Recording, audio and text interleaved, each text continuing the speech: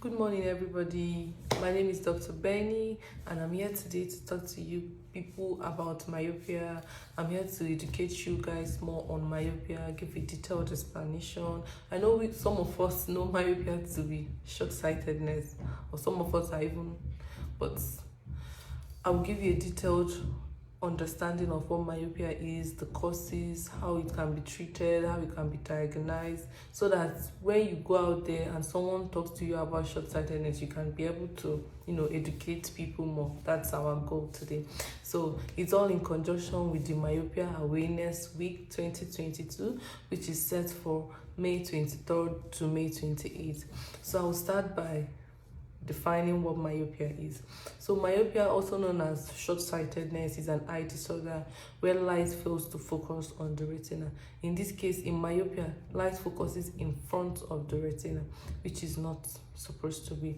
So this failure of light to focus on the retina causes blurriness of vision.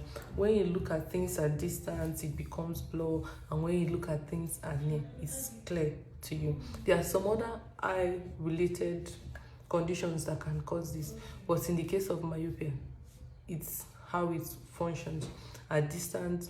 That is where it got the name short-sightedness, because you can see things clearly at near, but at distance you don't see things very well. So but please, so that's not the reason why once you, maybe let's assume, because Dr. Benny has told you that once you don't see things at near, once you see things at near and once you don't see things at far, that means you're short-sighted. Please, so that's not, I will still give you a detailed explanation of what that means, so that it's not when somebody just tells you, I'm having a blurry vision, you not say, I remember Dr. Benny told me that is short-sightedness. Please, no, there are other eye related conditions that can cause that, but today all we'll be focusing on is myopia and giving a detailed explanation. So myopia causes distant objects to be blurry and near objects to appear normal, and it can come with symptoms of headaches, eye strain, squinting when you're trying to close your eyes to reduce the amount of light entering into your eyes, so that you'll be able to see things at near. So severe cases of myopia can be associated with increased risk of retinal detachment, cataracts, and glaucoma. And these symptoms seems to be more obvious in children between the ages of 8 and 12 years. But what we should take home today is that the underlying mechanism that involves in myopia is when the axial length, which is the length of the eyeball, is too long, or when the cornea, which is the protective outer layer of the eye, is too curved. The light that enters our eyes, which is supposed to help us see better, fails to focus properly, like fails to fall on the retina, which is where it's supposed to fall to enable us to have a better vision. So it is a type of refractive error that occurs in the eye. Myopia is a type of refractive error that can be diagnosed with eye examination. As long as you go to your once you notice this kind of symptoms and you visit any eye clinic or visit your optometrist, and the optometrist performs a detailed eye examination of you, if you have myopia, the optometrist should be able to tell you. So I didn't say you cannot self-diagnose, please. If not, because you can't see things at distance and you see things at near, you cannot self-diagnose, please. It's always advisable to visit your optometrist or visit the eye clinic to get a better diagnosis. So we have been to, several researches have shown that the risk of short-sightedness can be decreased when you reduce the amount of near work you do. So for some of us, our children, we always want our children to be indoors because we don't want them to play outside and all that. Most times it's not good. When excessive near work, both in children and adults, tends to increase our risk of developing myopia. So most times for our children, we should at least schedule some time, maybe 2 hours per day, for them to go outside and, do distance work, play around, and not always inside. It always increases. I cannot emphasize what excessive near work does and how it helps to increase your risk of developing myopia. So it's always good to allow our children to go outside, be exposed to natural lights. Nearsightedness, which is also myopia, can be corrected with glasses, it can be corrected with contact lenses, it can also be corrected with refractive surgery. But we should know that glasses or spectacles are always the safest and the easiest method to correct myopia. And we correct myopia we use minus lenses to correct myopia. It helps to bring the light or the focus on the retina instead of being in front of the retina. That's the work. The minus lenses help us to have a better vision. So in the case of glasses, it's the easiest and safest method which we can use to correct myopia. We can as well correct myopia with the use of contact lenses, but most times we run the risk of developing an infection if we don't properly take care of our contact lenses, or if we don't practice good hygiene with our contact lenses. Then as well as the refractive surgery, it permanently changes the shape of our cornea as long as we do it, just to help correct our myopia. So some causes, myopia can be caused by genetic factors. What I mean by that is that it's hereditary. If one of your parents or two of your parents are myopic, you run the risk, or you have a higher risk of developing myopia, unlike someone that none of his or her parents uses glasses. Like, that's what I just mean. So most times we tend to inherit it from our parents, and some other cases it's there from birth. That is it. That is how ours is. Maybe our eyeballs are longer than normal, which we intend to cause the myopia. So risk factors of myopia include doing work that involves focusing on close objects, like doing near work, excessive near work, spending too much time indoors, urbanization, a family history of the condition, which I've talked about. As I said earlier, myopia can be diagnosed by an eye care professional, an optometrist in the case. Please, a detailed refraction, a detailed eye examination must be done for the optometrist or the eye care professional to diagnose you of myopia.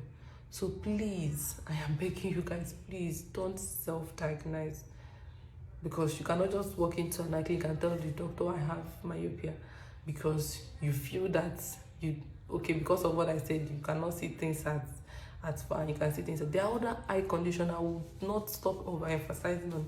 There are other eye conditions that can give you that symptom. So it's always important to go to your eye doctor.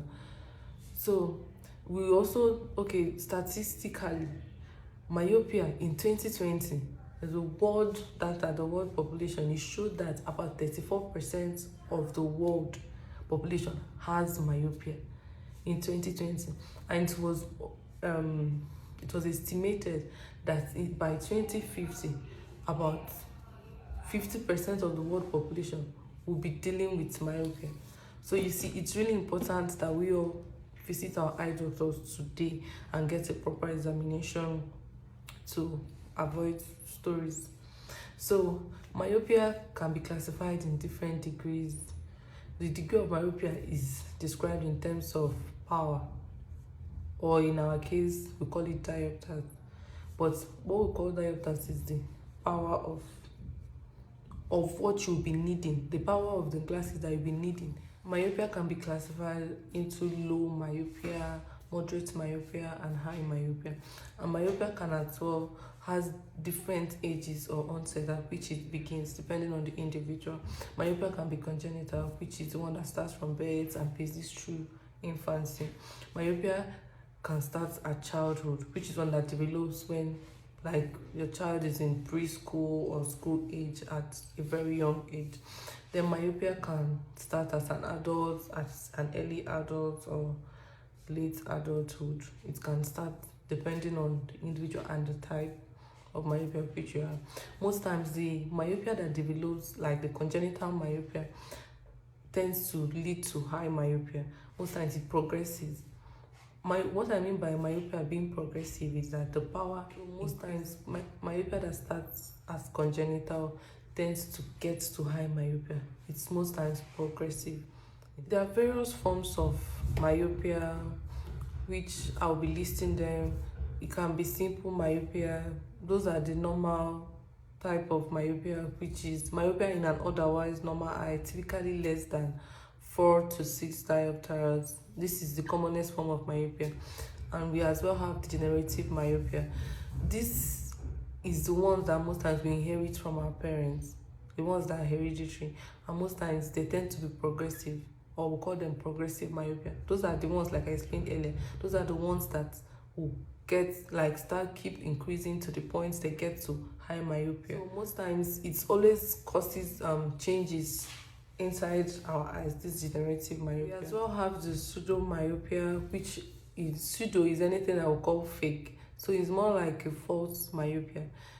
It tends to give blurring of vision and distance, which have been brought about by the spasm of our accommodation system.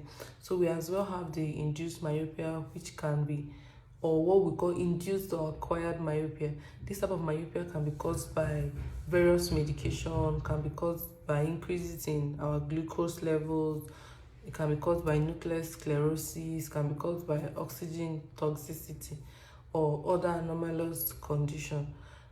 Then we have the one we call near work induced transient myopia. This is the type of myopia that occurs maybe when we've been looking at something at close range for a very long time. Then when we move up, let's say we've been reading for hours and we've not, tried to observe the 20-20-20 rule. So when we now move up our eye to look at distance, we tend to have that blur vision. And for most people, they will say, I have myopia, but you don't know that it's because you've been focusing at near for a very long time. That is what cause the myopia. We also have what we call the nocturnal myopia, which is when you don't have, without adequate stimulus for accurate accommodation, the accommodation system partially engages, pushing objects out of focus.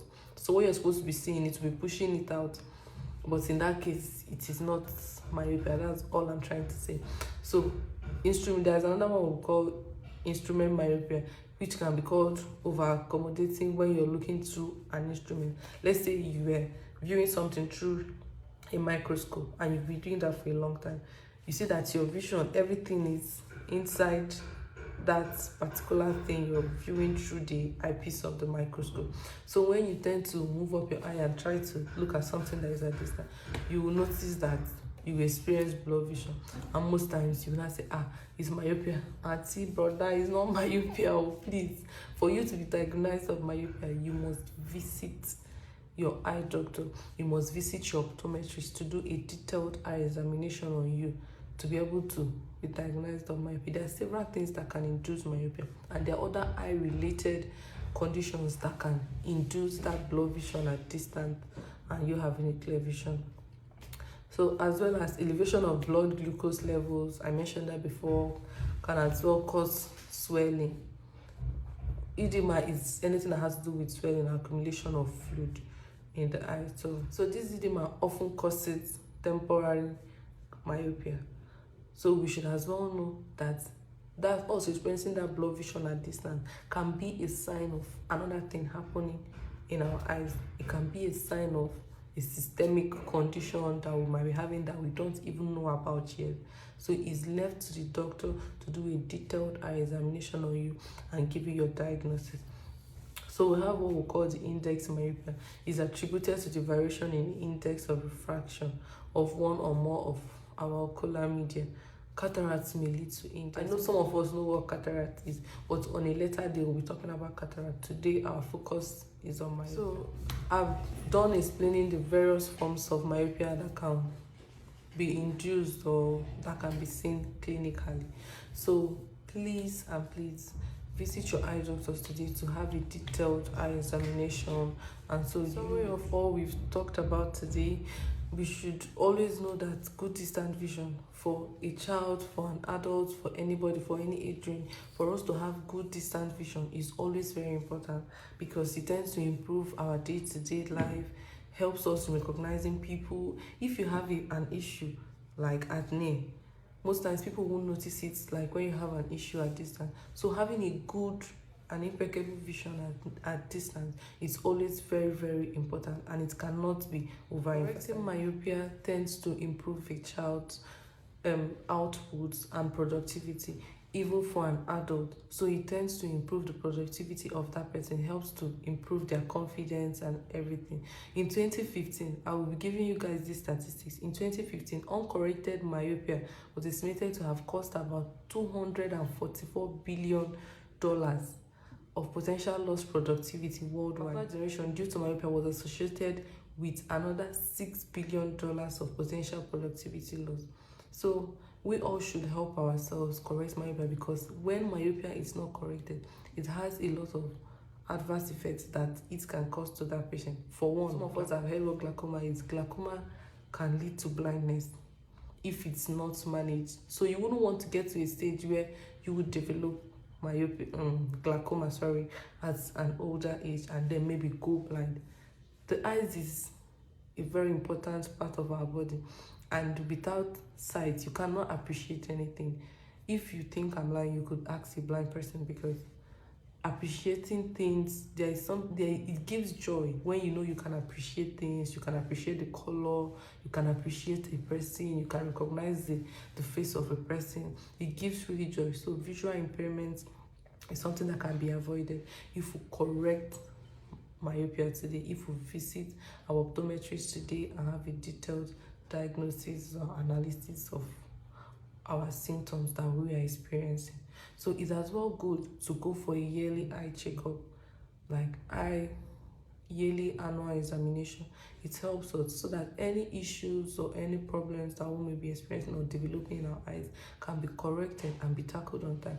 Most eye-related issues that are not that are symptomatic, which is they don't show any symptoms, they are always very bad, because when they start showing symptoms, it means it's at the bad stage, it means it's at the end stage, and then by then you can't do anything. The vision which God gave to us, which you've been enjoying, when you start having visual impairments, that is when you understand the importance of your sight. That's when you understand the importance of correcting your refractive error. That is when you understand the importance of visiting an eye doctor. Thank you so much for watching this video today. We'll be in the comment section to take your questions. Any questions you have eye related, send them in the comment section. And you can visit any of our branches at Gariki, Abba Close, Area 3, Gariki, or at 911 Mall, first floor, Maitama, Abuja. Both our branches are in Abuja.